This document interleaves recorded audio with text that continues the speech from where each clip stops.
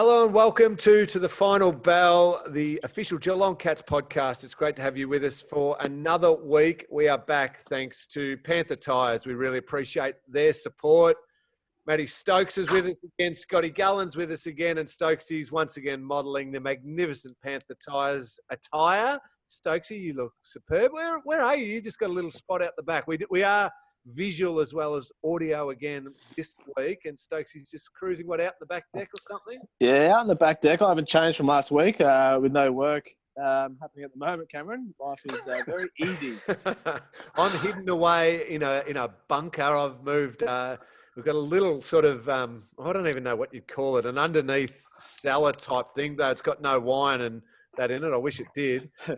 So my kids might make a heap of noise. Stokesy, your kids are racing around. I think Wilbur's running around at your feet at the moment. Yeah, Wilbur, he's running around at the moment. So, look, I can't control nearly a 3-year-old. So, prepared for the worst.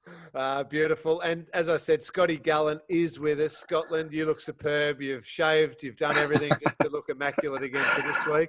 Funnily enough, I haven't done myself up for you, Cameron. No, I'm in beard, sort of not. Oh, no, hang on. I was going to say not showering, but I am showering. But yeah, the look, the caps are getting a workout. Let's just go with that. Excellent. We're going to get to you in just why. What's second. The problem, Cameron? Oh, we're coming at you hard. Our guest for this week, we have the coach of the Geelong Cats, Chris Scott, is going to join us very kindly. Tom Lonergan as well, a much-loved superstar, legend of the Geelong Cats, is going to join us in a little bit as well. It'd be great to chat with Domsy, see what he's up to at the moment, but also have a little reminisce about his incredible career. What a story. I still reckon there should be a Hollywood movie made about Tom Lonergan's career, the comeback kid, but we'll get to him a little bit later on. But Stokesy, you know where we're going off the top. Oh, yeah, hell yeah. Just when we needed a little bit of content for our podcast, Scott Gullan goes and releases his top 20 players of the modern era for the Cats. Yep. And you've gone senior over junior at number one. And then from there, some wonderful names, mind you. I don't want to disrespect any name in that entire group because there's some incredible names. I'm not sure how you snuck the plump bloke in at number 13. That was specifically for this podcast. But Stokesy, where do we begin with Gullan's top 20? Well, I'm actually going to give him a little bit of credit. It's a lot better than some. It's a lot better than some of the other ones I've seen. The other club ones, I've been looking through them. There's very questionable. I think you've done all right, Scott Gullan. Hang on, Stokesy, I didn't know we were going to be popping him up. This is why my man's on board. Okay. Let me get to this, Scott. How the hell did you leave Tom Lonergan and Harry Taylor out of that list? I still don't understand how you've done that. Well, the problem, Mathew, and you will have part of this exercise is you have to leave someone out. Yeah, so, happy to do that. Harry Taylor, I love Herald, played in 2 flags. He was next in, I might add. He very good in 1 grand final, okay in the other, great for longevity, tough position. He was unlucky, so I'll grant you that. Domsy, great story, but I had Ken Hinkley as the unlucky one after Harry. So they were the 2 that I had at the front of the queue. Who am I shuffling out? Let's play that game. Look, let's not be disrespectful to our own client, Scott. But I found in our era, I thought Tom Lonergan, I know he's on later on, so I don't like pumping up Domsy too much, but he played on the best forwards. True. And absolutely, I've never seen him actually get beaten. I think there was one time I saw Buddy maybe kick 3. That was one time. That's a good point.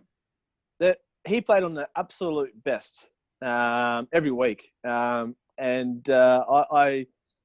give you a bit of credit to your top 20, but I feel that definitely leaving out Tom Lonergan was my criticism of the list.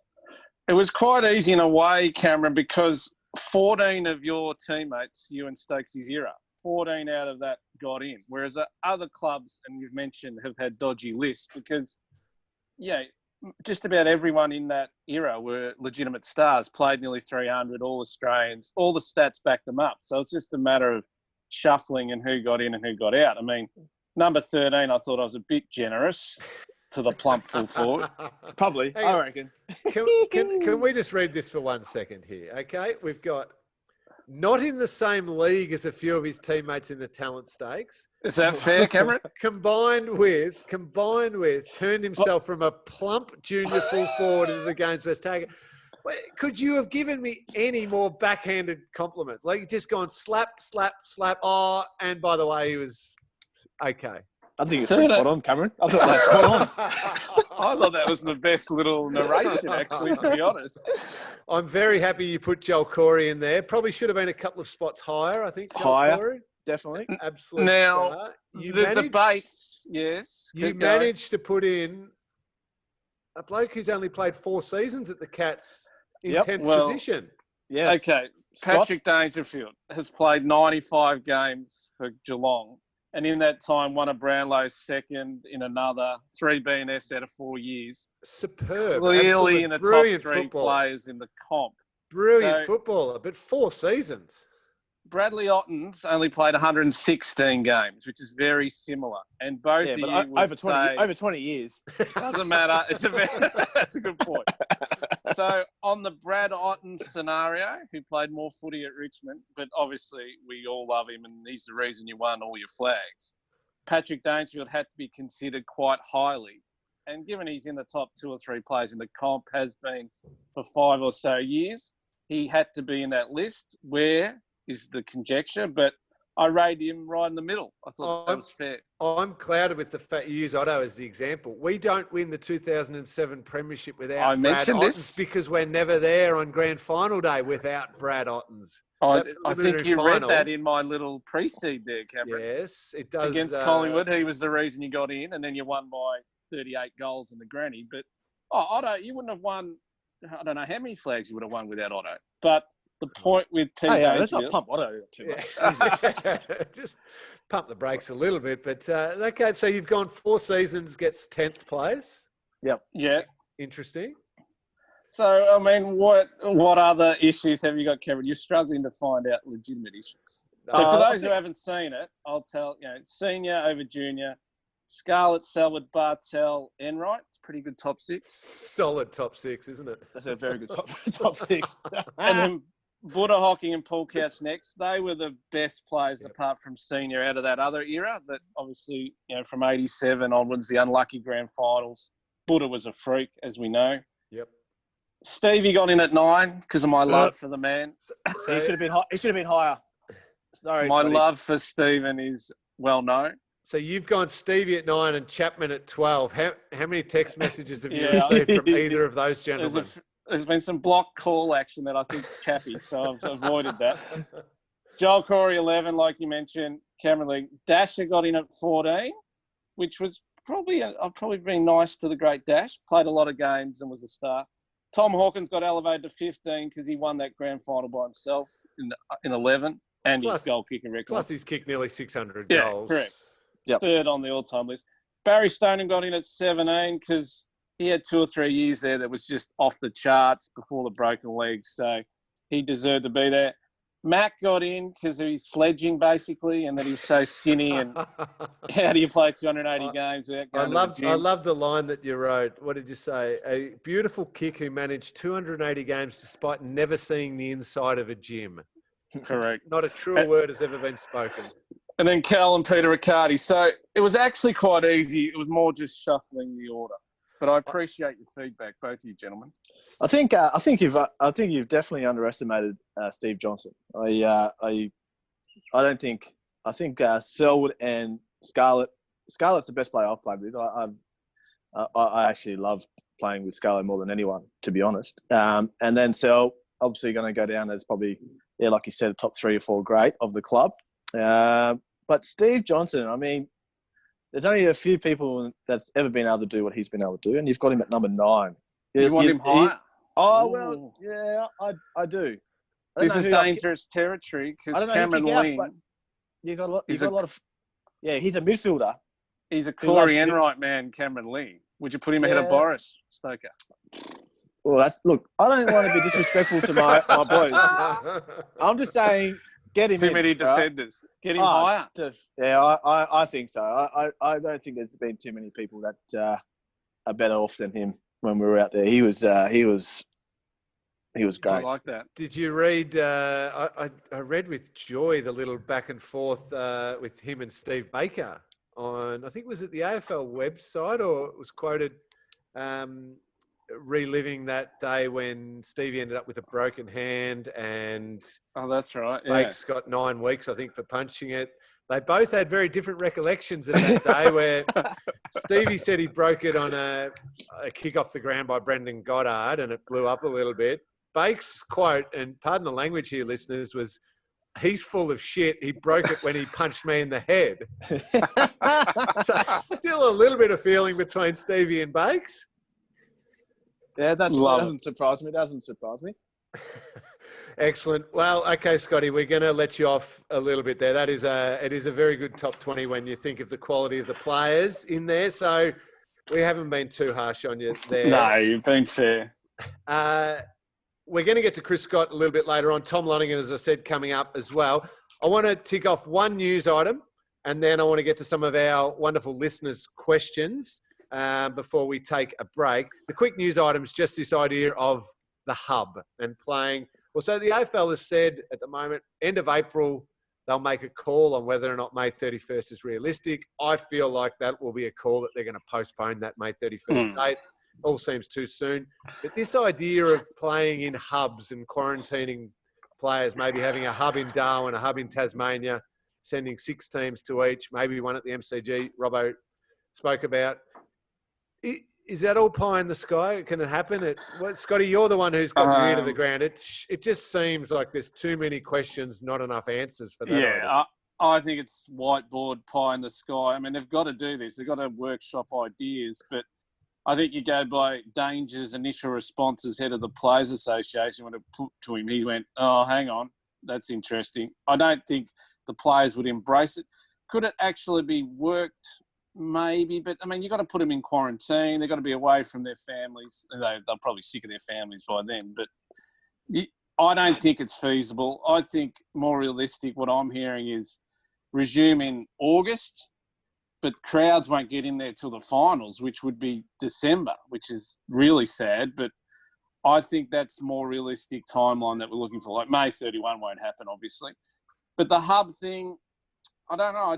I saw the UFC have hired out an island. They're going to bring their international fighters in and run it on an island. I think that's possible, but I don't know about hubs in AFL. I think it's just pie in the sky. I'm with you. I think it'll be more let's hold it off until we see the impact of winter and the traditional flu season and hopefully get it rolling late July, August and play the season back half of the year. Who chooses though who goes to Tassie and who goes to Darwin? Like, I mean, imagine if you're a player and you get sent to Tasmania. Like, Jesus! Like, well, I think the hot weather's supposed to be better fighting this virus, so I think they'd want to send them all higher, wouldn't they? Tassie would have to lose out. Everything's better in Darwin. To look after all of our wonderful listeners from Tasmania, Stokes. We would love to go there. My old man's from Tassie, so I do give a little bit of a whack. Very good. Very good. All right, let's get to some of your questions. Let's punch through these if we can. I've seen a preview of these, Cameron, too. Don't leave the last one out. That's all I'm saying. Twitter, Facebook, and via the Geelong We're Cats watching website. Keep your questions coming in. Do you want me to ask it first then, Scotty? Well, yes. No, you're in charge. Nah, leave the best for last. Leave the best for last. Yeah. All right, Stokesy, then this one is right for you. What is your best post-premiership celebration story from Ryan? Yes.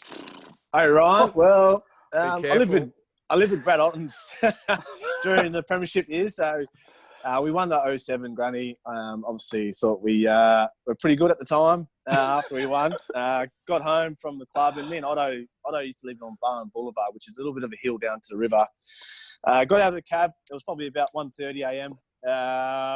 And we thought we'd roll down the hill. I don't know what we were thinking, but premiership medals on, rolled down the hill. Obviously, the luck that Otto has, he landed on this beautiful, nice, soft bed of grass. And for me, being unlucky, I landed in the thorn bush. So we ended up spending the next 3 hours pulling out thorns from my head. So that's probably the best celebration over those years. I And then, thought. true or false, after the thorns were pulled out of the head, did a neighbour then cook you boys breakfast? Yeah, she came over probably about 7:00 to congratulate us and ask for a few signatures. And Chappie and Stevie were in the room, and we said, we'll sign it for you if you cook us bacon and eggs. And she stayed there for about 2 hours cooking us bacon and eggs. So she was a great neighbour, didn't complain about the noise, and she got a signed jumper, and she done a wonderful gesture for the boys after we won a nice flag. That's a lot of bacon and eggs to cook for that group of people. Good eaters amongst them. Very good. Next question's from Mitchell. Hey. What about you? Mathew? Yes, Cameron. And I just quietly went home and just had a cup of tea and watched the replay and went to bed, Stokesy. You know that. Come on. Lammies, what time? Give us something. There is. Which one out of the three was your best? There you go. Narrow it down. Celebration. Yes. Well, I don't know. I don't know which one it was, but I did get up and sing with the band at Lammy's after one of them. That was 11. 11 was it? Yeah, beautiful rendition of "You're the Voice." Yeah, "You're the Voice." Stokesy, how about the I don't know which one it was, but I did this. Yes, exactly right. Exactly right. Yeah. I think that was every Sunday for Cameron Ling. I think. Yeah, that's the trouble. They just all melt into one. I go, was that after a grand final? Was that after round 4? Dear. No, I'll quickly skip on from that question and get to. Well, this one's for me. I'll answer this. Lee, from Mitchell? Was it hard to remove any bias when moving from a player to media commentator? Yes, Mitchell, it was. First season in particular, when it was all my great mates like Stokesy and Joel Corey and Boris and Cal and Stevie, all these guys still playing so fresh, it was very difficult. As it went on, I understood that whatever was happening, whatever I saw, I should just talk about. Whether the Cats were playing really well, I should be happy and celebrate that. If the Cats were playing poorly and they were making mistakes, we'll just point that out and where they should improve. So I tried to just then, whatever I saw in a game, talk about it rather than worry too much about whether I'm being biased, not biased, whatever it might be. But it was difficult initially. I will say there was one time I jumped on Twitter stupidly after a game that I commentated maybe 3 years after I'd finished, a Geelong game, and the tweets were vicious. They were nasty at me. First one I read was, why is Cameron Ling commentating Geelong games? He's so biased. I can't stand listening to him. He should never do Geelong games, far too biased. The very next one was from a Geelong supporter on the same game saying, why is he so hard on Geelong? He's being too harsh on his old team. He should support the Cats more. So two people seeing things completely differently from the same game. So I kind of thought, well, I can't really win, so just talk about what I'm seeing. And did it very well, Cameron. Very good explanation. You're clearly biased. Actually, I think you're more the other way now. You get angry. Your anger comes through. Anger? Oh, yes. I don't ever go to a game. I'll never get angry in a game. You do. I can sense it through your tone. Start getting angry at you. Come on. This question is from Stokesy. I'll let you answer this one from Hamish. When did you know it was the right time to retire? When Steve Hocking told me to.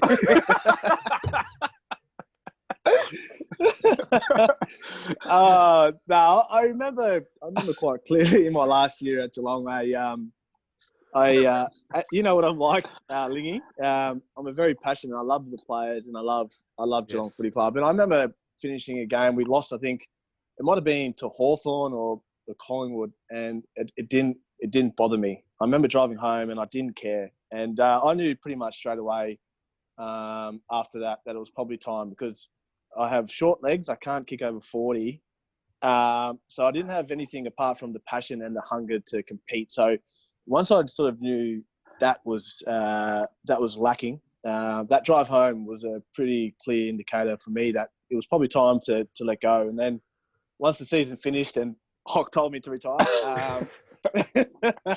I remember meeting a couple of clubs and I just I just couldn't do it. I remember just thinking I couldn't see myself in their colours, which looking back, I went to Essendon, but that was a very short-term contract.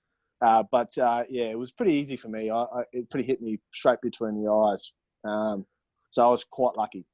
Yeah, it's a really interesting insight, that, because that's a big shift. Knowing you were, as you said, so passionate and cared so much about every teammate, every training session, everything we did, you cared deeply about. So that mindset of, well, that was off.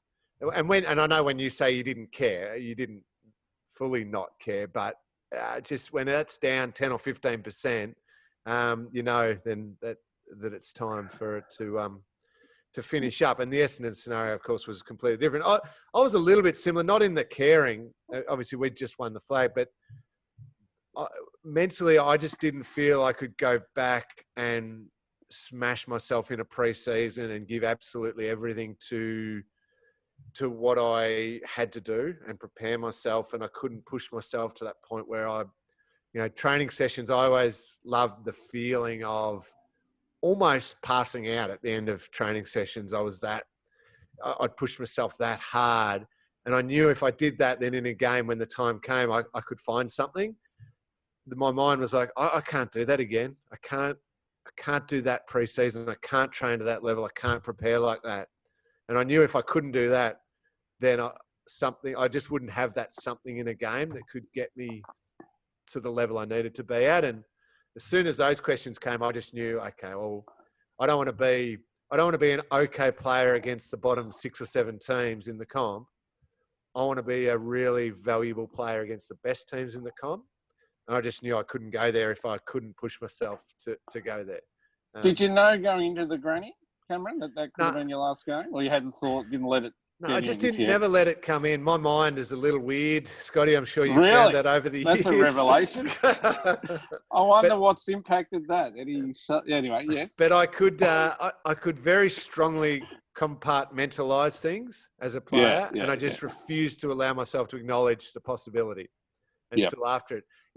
I'm sure looking back, if you'd sat me down and said, you have to tell me right now, your life depends on it, are you going to retire? Then, I probably would have gone there and gone, actually, I reckon I probably am. But I refused. It could not cross my mind. We had something else more important to do. And that was one thing I was good at. I could push everything else aside and focus on what I had to do. One more question before we do have to take a break. And Chris Scott is about to join us. Tom Lonergan, not far Stokes away. What questions are you going with?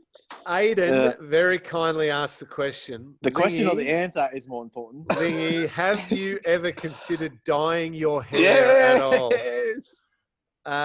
Aidan, if you go back and look at some of the vision over the years of my playing career, you'll perhaps know at times when my hair got a little longer, there was a lighter tinge to the shaggy mane.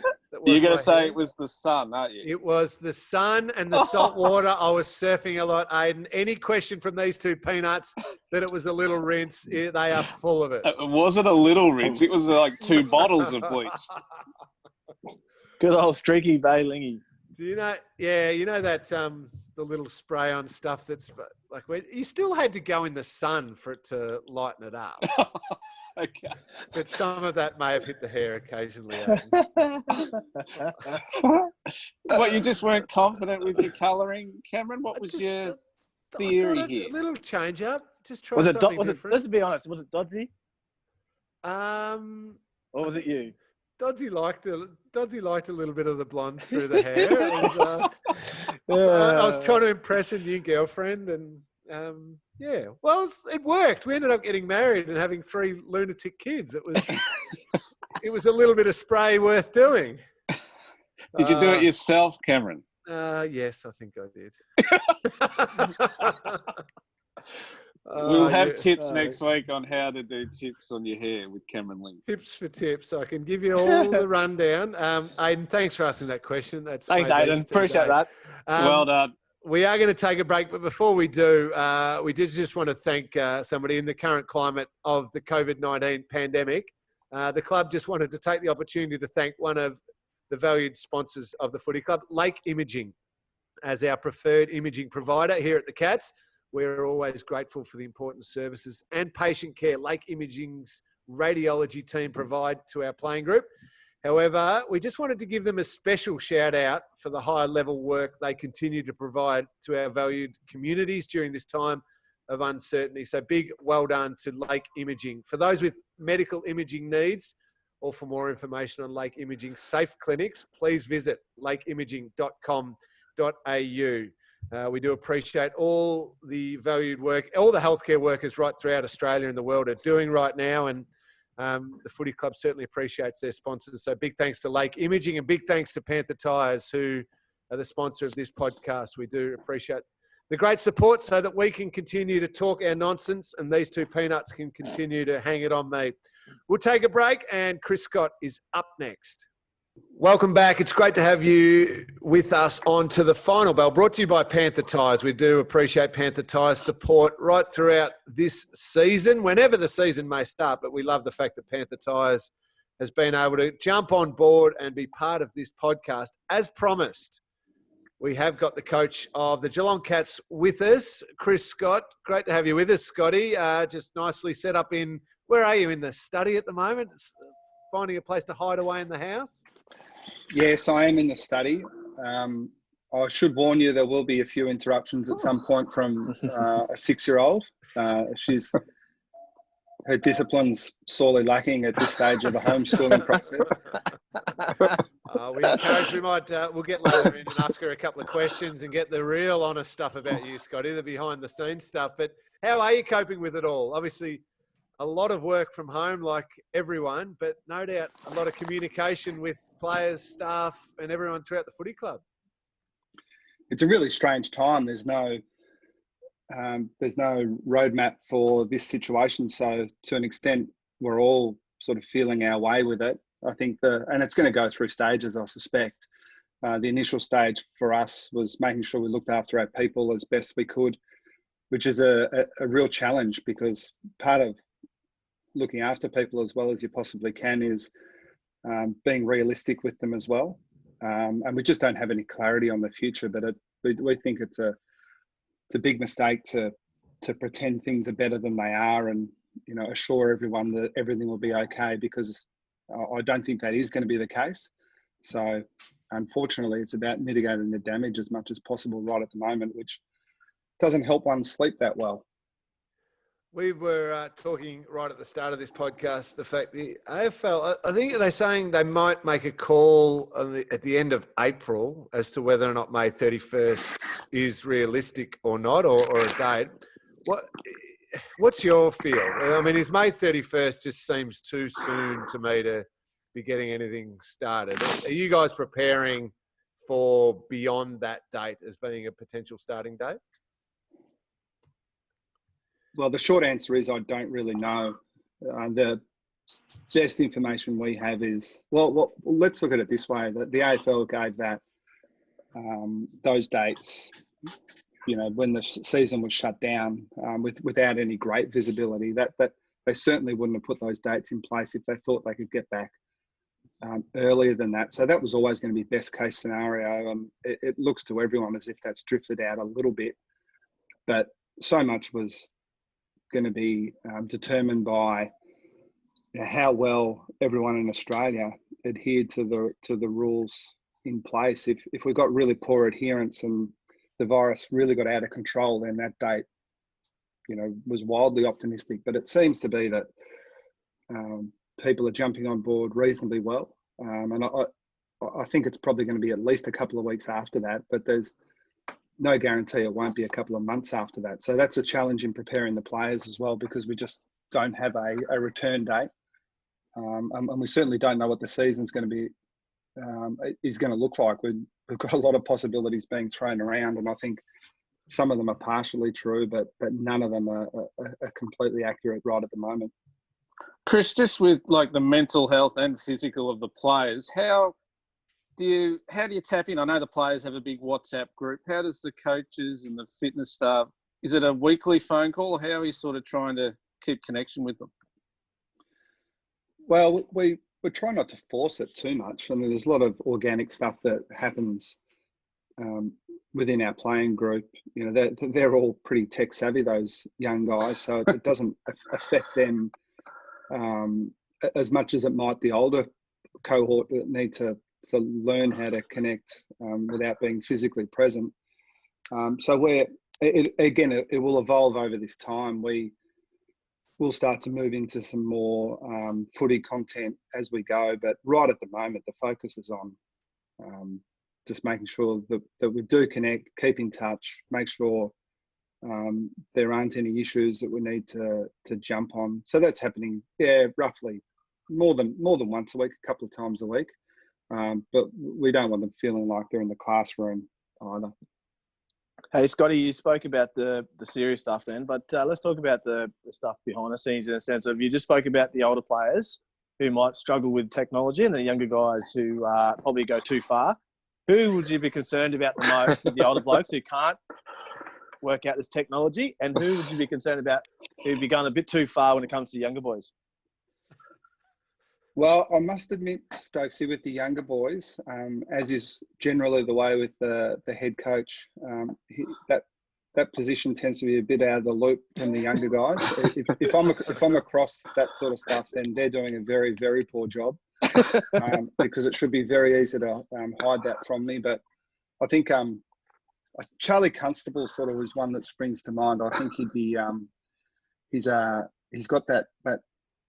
I don't know whether it's a nice balance or a dangerous balance of some intelligence, but also some craftiness. So yeah, Charlie would be the one that I'd probably point the finger at. The older guys. Well, we got Tom Stewart on a Zoom call the other day. Not that he's one of the older guys, but Stewie and Tom Hawkins, maybe I wouldn't. I mean, Tom's tucked away up in the farm. We might not see him for months. So getting him to operate his computer. Well, I think he'd be quite happy up there, to be honest. But a little concern with Hawk, surely. A good home farm cooking, just out on the land, and just comes home to a nice 4-course meal. He could come back at 130 kilos, the big tomahawk. Yeah, there's a chance he'd be squatting some cows out there in the paddock and then coming home and eating a couple of them. But no, Hawk's a pro these days. He's not necessarily the man you remember, Lingy.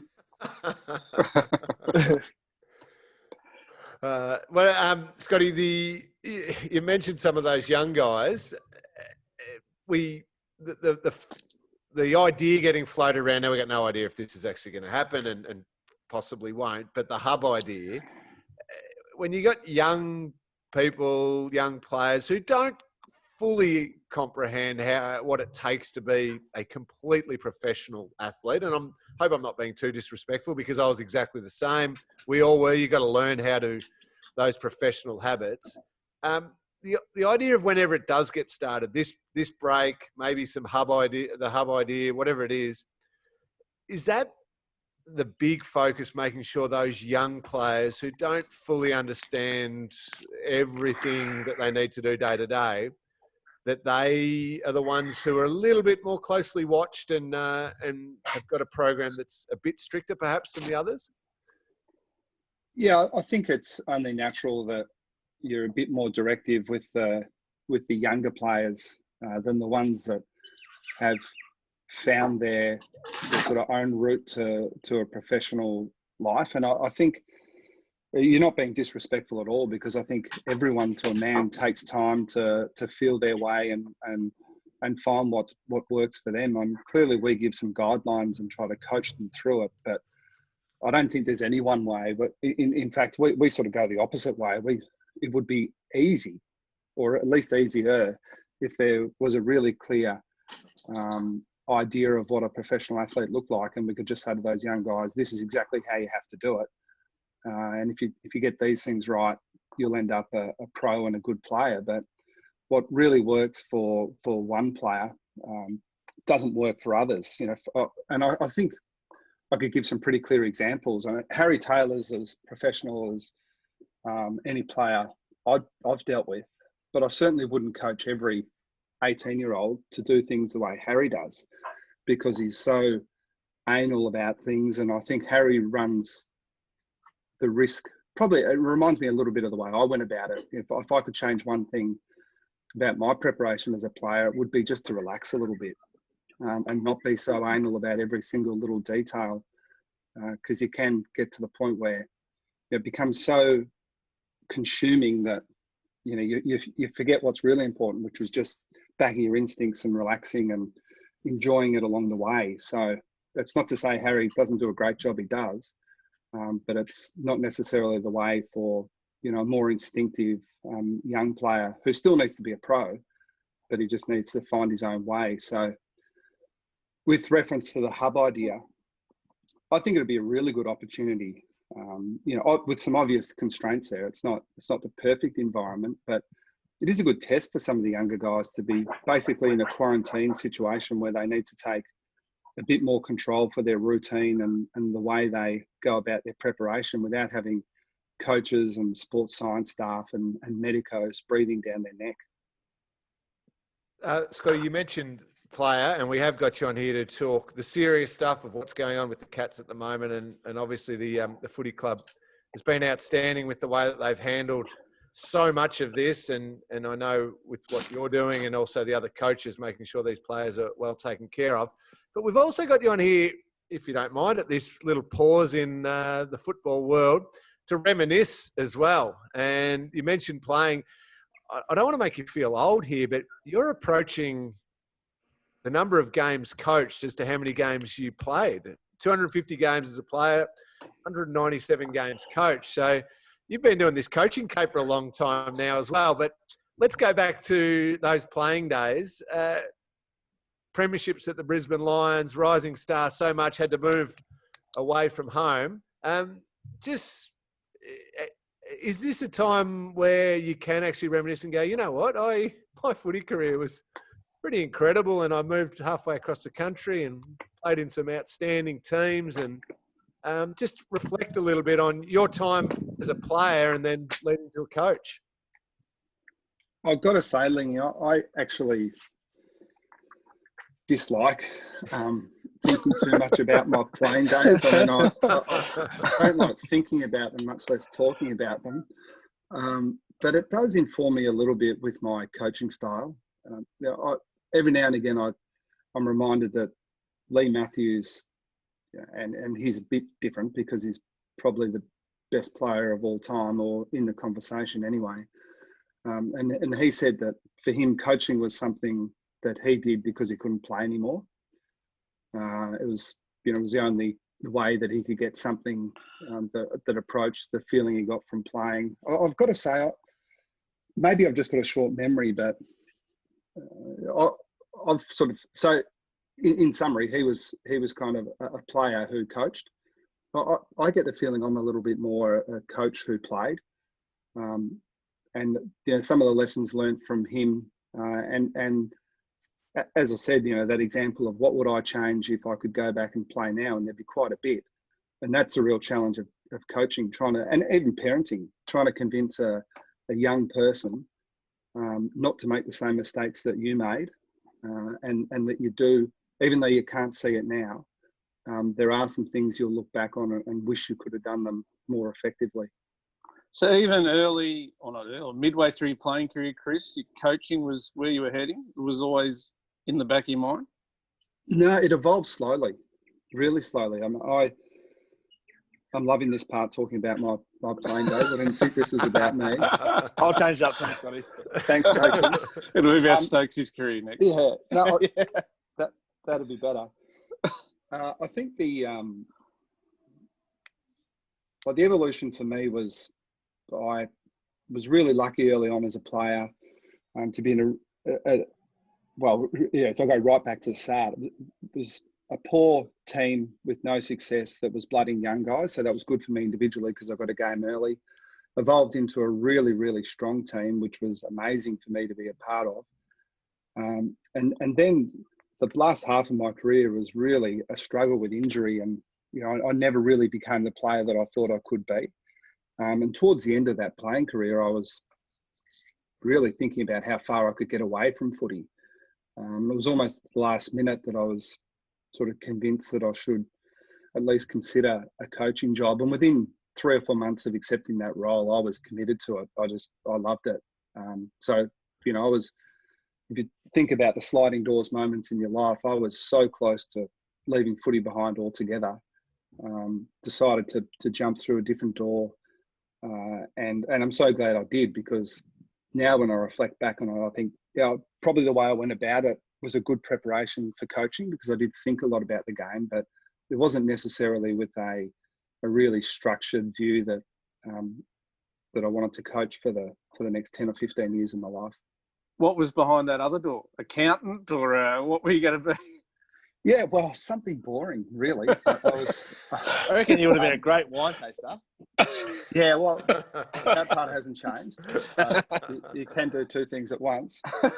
Yeah, I mean, I had this really strange idea that, you know, the putting on a suit and tie and having a normal job would be worth pursuing. I think my friends that sort of did go down that path have convinced me that I wouldn't have liked it as much as I thought I would. I think you made the right call. Yeah. But I mean, I think, you know, it sounds silly now because I've been coaching 13 years, if you include the stint as an assistant, 13, 14 years. But 14, 15 years as a player, I was thinking that's enough of my life in footy. It's time to go and do something completely different. But you're right, I'm glad I didn't. Hey, Scotty, just talk us through about when you first got the job at Geelong. I'm really interested to understand your thought process of what you thought you were getting yourself into. there was about 15 of us that were over in America at the time, and we thought Kenny Hinkley was going to get the job, and we were all pretty close with him. So we thought we were in for an easy pre-season and hunky dory with Kenny. I've never seen so many blokes in the middle of America going to buy runners because we were shit scared of you.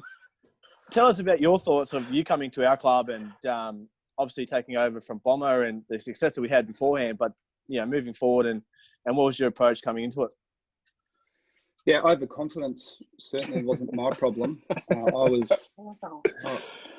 to say I was 34. It sounds really young. So I'm not exactly, but I was somewhere around there. I remember looking at the list, and it was quite late in the piece. I think Bomber, whether he surprised people or not, the actual decision wasn't made until quite late. It was well and truly into the trade period. I remember I was going through the interview process, which for me, go to O was only about a week because there obviously was some urgency. I think, so Gary Ablett had left. I think the club had already decided to trade one of the picks that we got for Gary to move up in the draft. So those decisions were being made, as I was interviewing for the job and looking at the list. I remember looking at Darren Milburn and thinking I'm only just older than him. I reckon I'm about 6 months older than Dash. And it was daunting, to be honest. I got some really good advice early on, which helped me with my approach. But I'd like to think that I wouldn't have come in and, assumed that I could change the world. It was pretty easy to be humble walking into the footy club that had been so successful and so well run. I guess the issue for me was if I had some things that I thought I wanted to change, but there wasn't the view within the playing group in particular that that's a direction we should go, that it would be a real challenge then. And I think I was probably thinking, well, I'm going to have to go with the flow a little bit, but that good advice. And Tom Harley played a part in this as well. Through Lee Matthews, they were both working at Channel 7 and that helped give me the lay of the land a little bit. But I mean, my fears were set aside to an extent. Like in the first couple of weeks when I sat down with the key players, you guys would have been there. And we just had a general conversation about, what was really good about the way the club was set up and what might be the couple of things we could change. And, almost, to a man, we sort of lined up on the things that we need to shift a little bit. And it's amazing what a heavy defeat in a prelim final can do for the attitude of the players. I think in a way my job would have been harder if the Cats had won the Premiership in 2010. because I would have been sure about the way they were going about things. But it was clear after that Collingwood loss in the prelim that some things needed to change, and most of them aligned. I was pretty careful not to go in and say, all at once, bang, we're going to change all of these things. We just need to creep up on it a little bit. And I think I probably haven't said it publicly at all, really. But when I look back on where we ended up in 2011, from where we started, there was significant change. It was very, very different. And part of it was sort of the natural evolution of the game. You need to move with the times a little bit. But, there was some, even like the way the game was being played, rotations at that point, there were obvious things that needed to change. But like, for example, defensively, we just played a completely different system by the end of 2011 to the one in 2010. And that's impossible to do unless you have a really cohesive playing group and one that's sort of driven to make it work. We better let you go, Scotty. You've been extremely generous with your time. I've got about 100 more questions I want to ask. I know Stokes has got the same, and Scotty, he's just busily taking notes. We've been hard on Scotty in this, as in Scotty Gullan, in this start of this podcast because for a change, top 20 that he's done in the Herald Sunday yesterday, just to give us a little bit of gold. Gary Senior over Gary Junior. Would you like to weigh in just before you go, Scotty, just to let the other Scotty know whether you're happy with his top 20 or senior versus junior? Any last thoughts on that? The senior versus junior ones, it's an interesting one. I'm not very good at this, and I always tend to bias towards the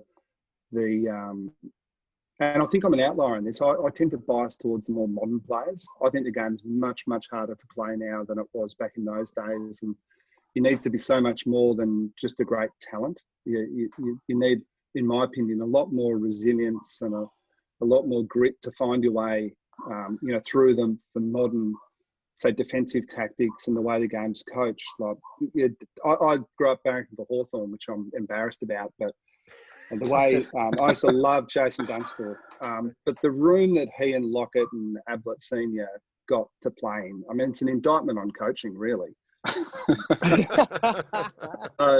So the way Gary Ablett Jr. played throughout his prime, with all the modern coaching and defensive mechanisms, that almost to a man, Club said that you just can't do it. Sort of elevates him a little bit more for me than some of those older guys. So there's a long-winded way of saying I'm a bit of a junior fan. Good. A long-winded way of saying that Scotty Gullan was wrong. So that fits in perfectly with the theme of this podcast, Scotty. Thank you so much for joining us.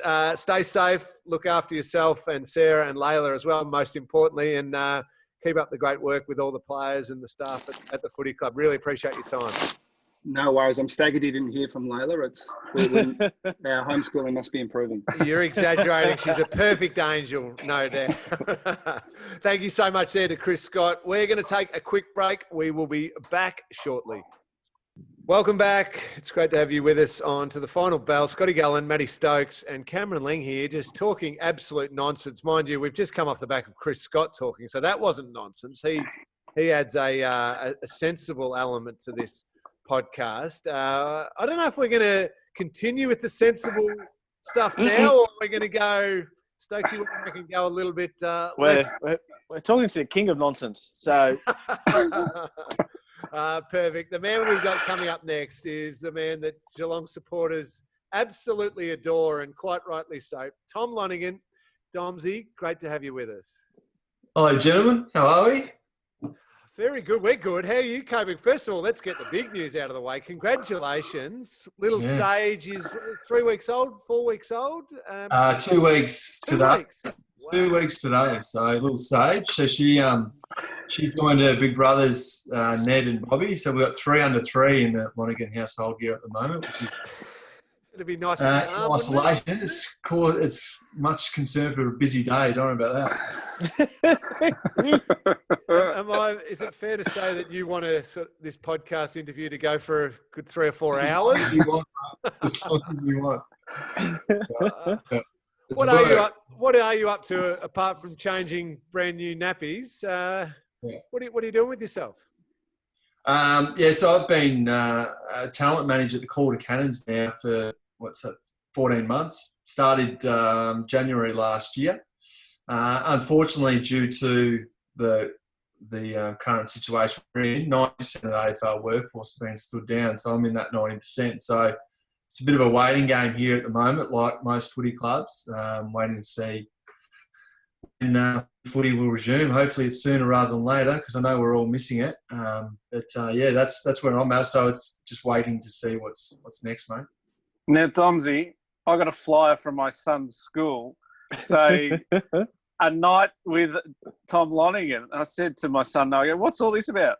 He goes, "Oh no, I'm not going." Your life coaching it for the younger generation as well. Oh, the first I've heard of it. St. Ignatius, come on. Oh yes, sorry. Yes. That was back in January or even December there, Scotty. It was a while back. But yeah, we went out to St. Ignatius and had a bit of a chat about just I guess my journey at the Cats and everything. And there's a fair bit of nonsense in there, but it was good fun. Is it also to do with what you're doing with your Improve Me website? Is that right?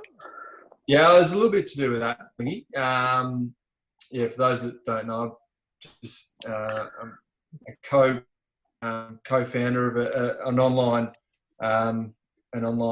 business, a little app we've got going, which is about just for people who are unsure of what they want to do in life, just trying to find their strengths of what they're good at. So we've put together a few little things. ImproveMe.com.au for those that want to go out and have a look. But there's a little bit of that thing. It's keeping me busy. You've got to always keep busy. Now I'm out of footy. Got to start to think about other things in life. Yes, Domsy, you do. Thanks for passing on your wisdom to the football club. I was sitting at my computer on my second day being sacked for the second time from the Geelong club. And Improve Me come across my email. Oh, yeah. So, yeah, just saw a chance to get it. What are your thoughts? You got to look. No, I actually quite liked it, Domsy. You know me, I like to pot things when I don't like them. But I actually quite You do give honest feedback. I know that. Yeah. Now, there's a lot of rumours about the actual Domsy nickname. Can you just tell the listeners out there exactly where Domsy came from? Because there's a lot of myths over the years about where it came from. Yeah, it's so it started, I think it was my first week or two at the footy club, and Stephen King, we had Brenton Sanderson, Tommy Harley, Benny Graham, these guys, and I think we just come off the back of it. Was our first week, and our strength and conditioning coach at the time, Loris Bertolacci, the great Loris, was giving us a presentation on what our bodies might feel like over the coming days after we've just had a big, quite a big conditioning sort of week, and we've really ramped up the volume. And one of the things he mentioned was DOMS, delayed onset of muscle soreness, and it was only the very next day that I come into the club. I think we've lost Domsy there. We're just it will remain maybe a myth. Domsy, have we got you back? Sorry, we lost you there for a second. Oh, sorry. No, you're right. So you just came into the club the next day, and then we lost you. So we're about to hear the key line, the big reveal. So I come into the club, and literally, as I said, I could have come in on a wheelchair. My body was screaming. My hamstrings, they were absolutely burning. And I went up to Loris and just said, "Loris, mate, I cannot train today. I've got a serious case of DOMS." And Stephen King and Brenton Sanderson and these guys were around in earshot at the time, and they were just absolutely cackling themselves. And DOMS I become DOMS from there on in.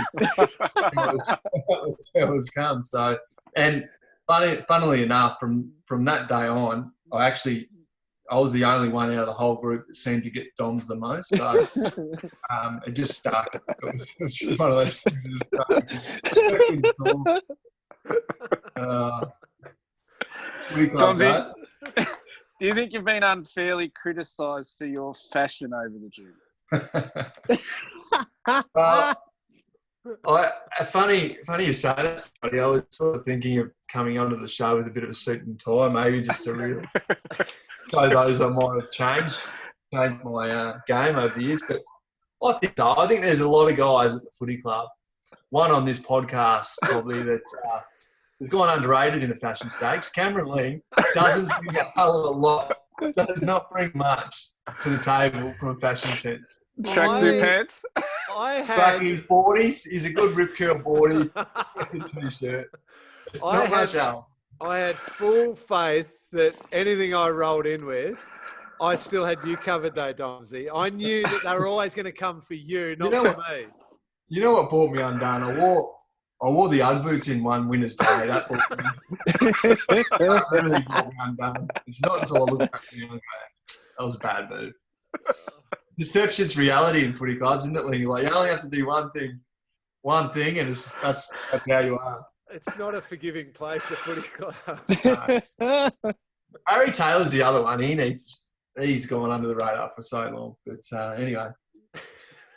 Just throw your teammates under the bus, Tomsy. What did Trying you to think pass the butt. What did you think of Stokes' fashion sense over the years? Solid? Well, I'm just looking at what he's got on today. What's changing tires or something there, Stokes? That's our sponsor. That's our sponsor. Okay. And if there's anyone I know apart from Dave Wojcinski who loved a freebie, is Tom Lonergan. So if you like some free tyres or services, please head down to Panther Tyres, Tom. I will do that. Yeah, I knew you would. Domsy, in honour of April Fool's the other week, I did a best pranks. And what was one that you can recall from your wonderful time? There was a lot going on at your football club off the field. Scotty. If it was a prank, James Kelly would have been in the thick of it. It was one for moving cars. You'd come out of training and have your car like literally 3 blocks away. Yeah, I remember that once. Do you know the identity of the ghost, Domsy? Of Ghost? Oh, the ghost. I have since worked out who the ghost was.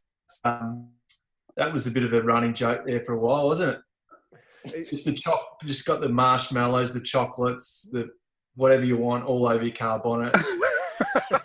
It always happened to be the ingredients that Steve Johnson liked. So that's where I was leading with who the ghosty was. Yeah, so I thought it was Tommy Hawk. I thought it was Hawk. Or it was definitely Hawk. Because he's a chocolate man too. So we can officially reveal it was Hawk?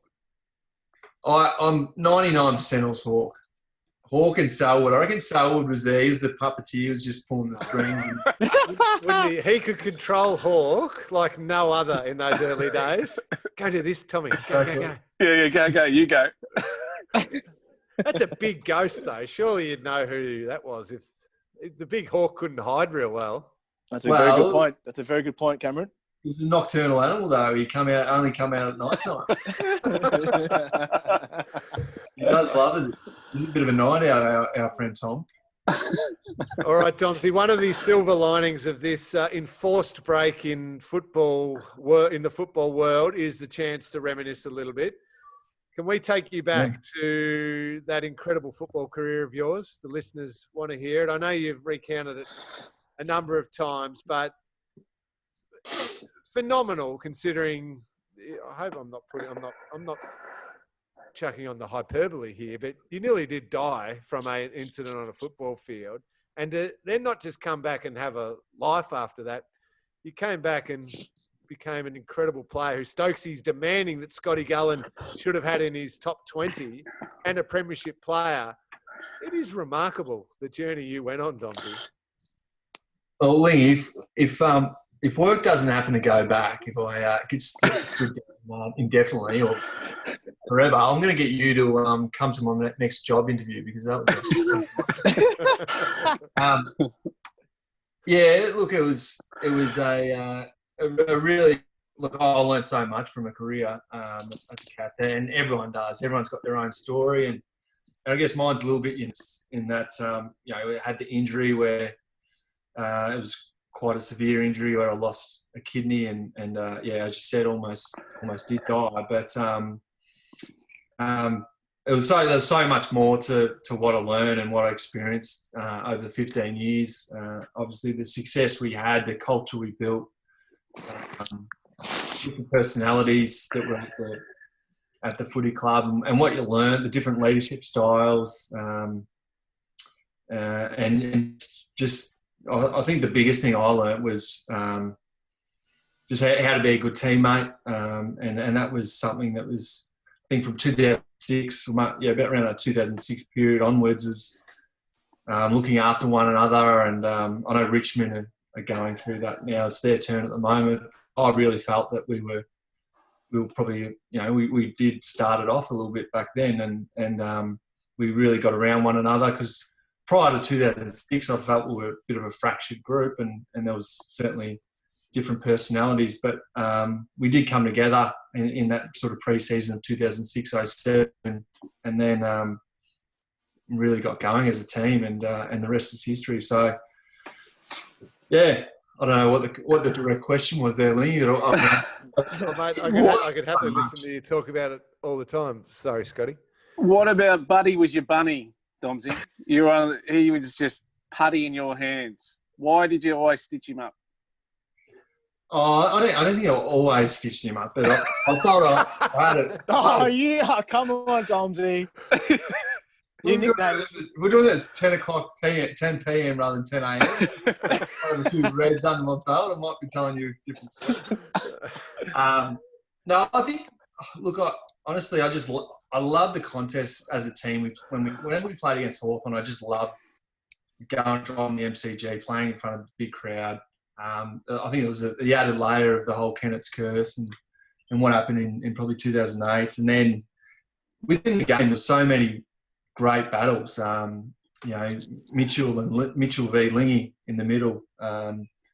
Roughhead and Harry, Hodge v whoever down back. Like, it was so many really nice, good one-on-ones. And I guess for me, I had Buddy for the majority of the time, and I think from a physical point of view, we matched up pretty well on each other. He was probably a little bit taller and heavier than me, but I felt that I probably had a better tank than what he did, and if I could curtail his leading patterns a little and get in the way of where he wanted to lead, I'd be able to beat him in a one-on-one contest, and a lot of the time I was able to do that. So I got a fair bit of help from the teammates, which certainly helps, but I just enjoyed the contest, and I'm sure he did too. And yeah, it's something that I really enjoyed.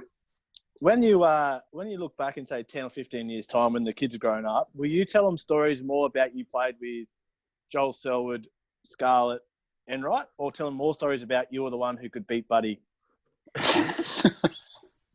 Definitely Buddy, probably the top 5 player of all time. Look, I'll play the we got the answer. We're both lucky to play with some absolute champions, weren't we? Absolutely. And also, too, one thing, Scotty Gullan's, I don't like pumping you up too much, Tom, like what I'm like. But I really think that you're probably one of our most underrated players that ever come through our area. And I actually legitimately think that you'd probably be between the 13th and the 17th on the top 20 list. Some other hairy man that hasn't showered for 3 weeks hasn't even put you in the top 20. What are your thoughts on that? Hey, this man knows his footy, and I trust that there'd be some very good players in that top 20. But look, I don't know. I did my role. I did my role for the team. What I felt I could win. If I was able to do my role really well on the day, it would help the team win. And I knew that I could defend anyone if I put my mind to it and worked hard and got my body right.